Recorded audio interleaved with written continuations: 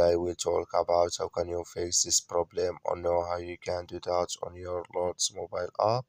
So all you have to do, so you just click here on settings, click on it here. When you just click here on settings, it's going to show for you list like this here. So then you go down, just keep going down, then you click here on apps.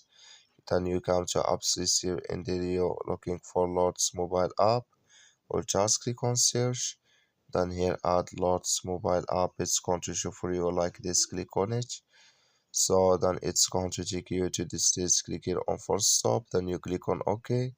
Then you go down, just click here on storage, come to storage this here, just click here on clear cache. Then all you have to do, so you just go to your Play Store, click on it here.